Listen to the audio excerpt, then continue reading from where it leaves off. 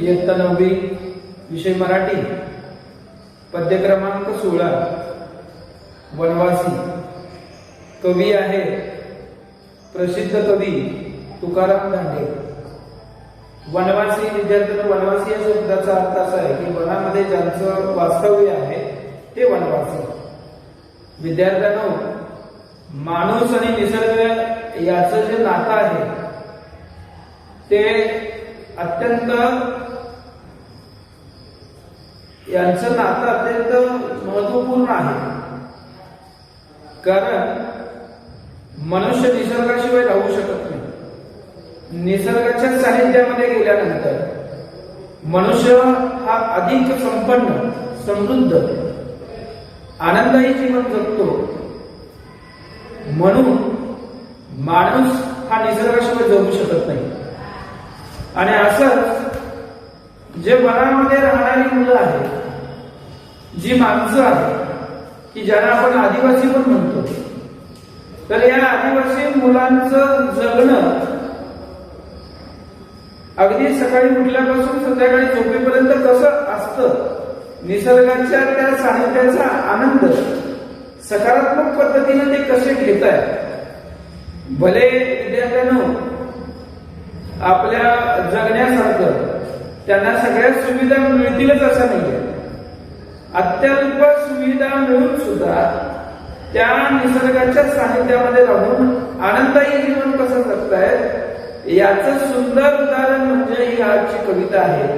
त्या कवितेचं नाव आहे वनवासी।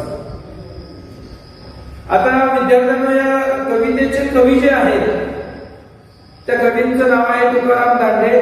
त्यांचा जन्म 1961 साली झालेला आहे। एक प्रसिद्ध कवी आहेत।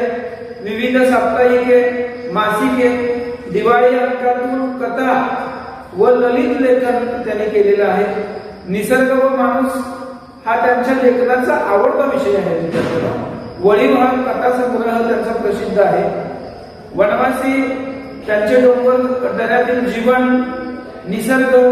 निसर्गाविषयीचं प्रेम व त्यामधील अतूट नाते याचं वर्णन या प्रस्तुत कवितेमधून कवीनं केलेलं आहे।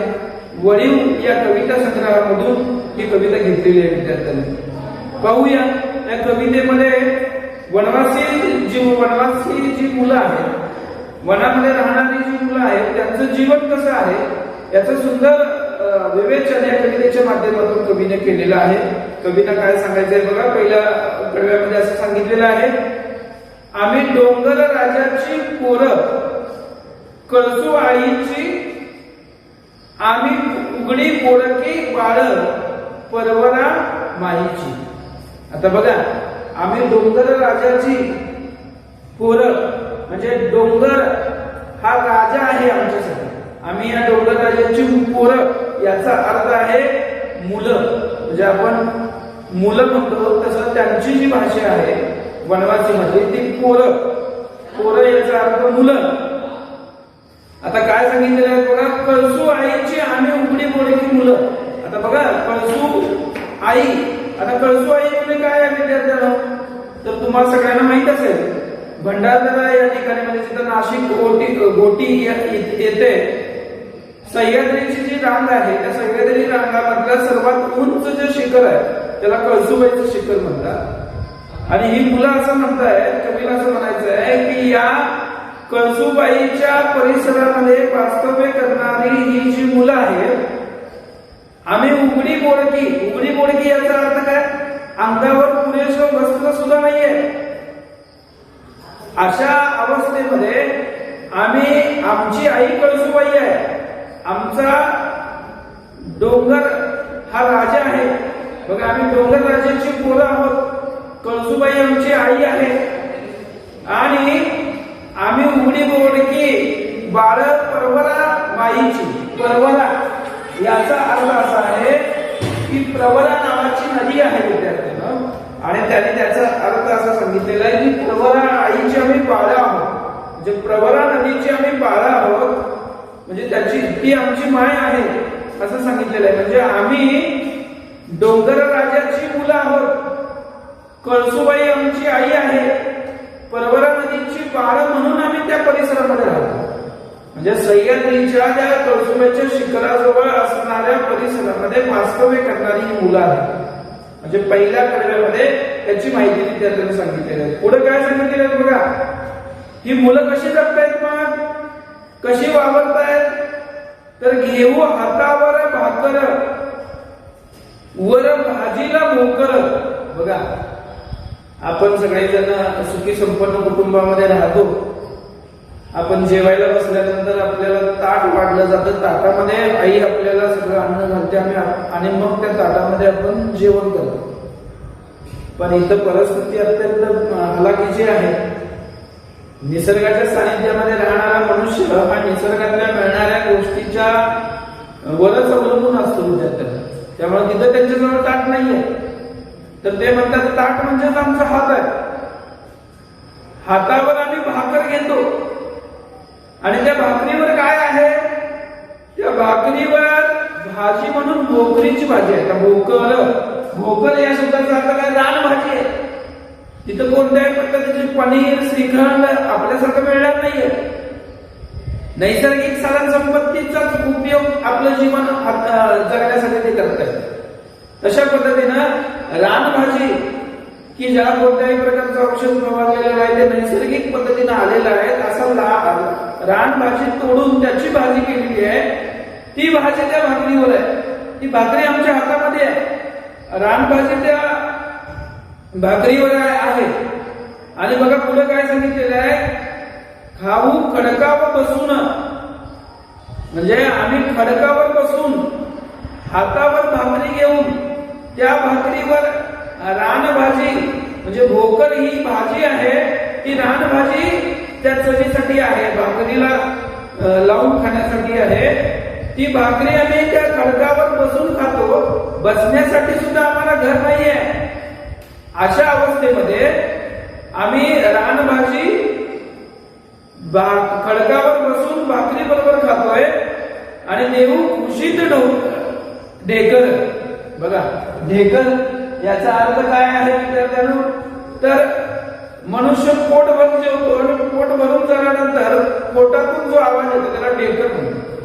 म्हणजे पोट भरल्यानंतर मुखातून आवाज येतो त्याचा ढेकर. म्हणजे ढेकर येऊपर्यंत जेवलो. आता ढेकर द्यायला काही हरकत नाही. तर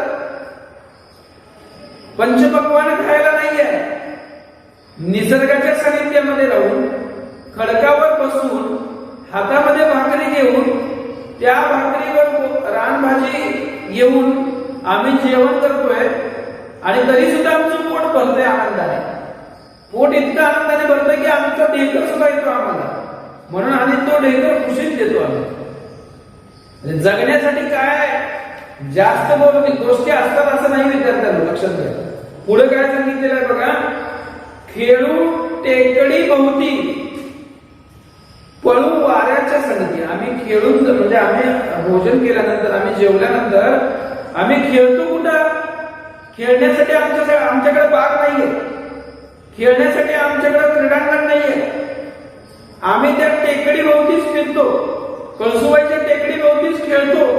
बघा, भोवती फिरतो, खेळू टेकडी भोवती पळू वाऱ्याची संगती. वारा की ज्याला आपण पवन म्हणतो, वारा आपल्याला वाहल्याला ऐकू येतो, दिसत नाही, इतकं वेगाने वारा वाहत असतो. जसं वारा वाहतो ना, तर वारा वाहतो त्याच गतीने आम्ही पळतो. बघा, पळू वाऱ्याच्या संगती म्हणजे वाऱ्याच्या भोवतीने आम्ही पळतोय. पुढे काय सांगितलेलं बघा,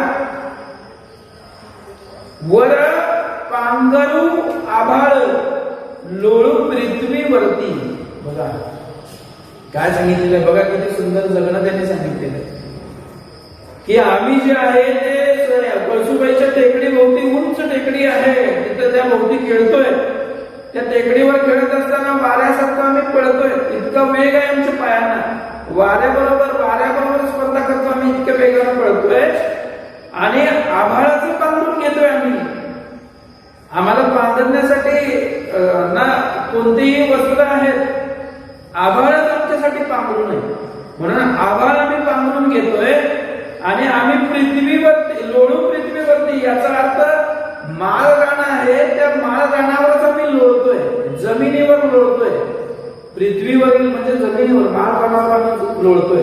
म्हणजे याचा अर्थ आहे बघा, आम्ही टेकडी भोवती खेळतोय, वाऱ्यांच्या बरोबर पळतोय, वाऱ्याच्या संगती पळतोय, आभाळ पांघरून म्हणून घेतोय आणि आम्ही पृथ्वीवर लोळतोय, असा अर्थ याच्यामध्ये सांगितलेला आहे. पुढे काय सांगितलेलं आहे बघा, आम्ही वाघाच्या लवणाचे, वाघ म्हणजे तुम्हाला माहित आहे, वाघाचे लवण म्हणजे काय?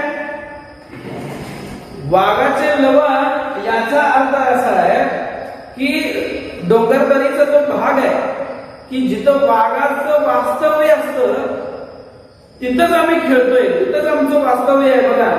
वाघाच्या लवणाचे म्हणजे जिथं वाघ असतो राहायला. वाघ म्हणजे आपल्याला भीती वाटते विद्यार्थ्यांनो. वाघाची डरकाळी जरी आली तरी माणसाचा थरकाप होतो, तो माणसावर हल्ला करतो. तर अशा अवस्थेमध्ये वाघाला भिण्याच्या ऐवजी आम्ही वाघ जिथं राहतो ना तिथंच आम्ही असतो बघा. आम्ही वाघाच्या लवणाचे म्हणजे वाघाच्या वास्तव्याच्या ठिकाणी आम्ही आमचा वावर असतो. आम्ही वांधार नळीचे, वांधार नळी याचा अर्थ जंगलातल्या ज्या भागामध्ये माकड, वानर हे मोठ्या संख्येने असतात ते ठिकाण म्हणजे वांधार नळी. लक्षात घ्या बघा, आम्ही माकड वानर जिथं असतात तिथंच राहतो, खेळतो. वहाळ पल्याड, वहाळ म्हणजे ओढा, पल्याड म्हणजे पलीकडं. आमचं गाव ओढ्याच्या पलीकडं आहे. आम्ही उंबरवाडीचे, बघा किती सुंदर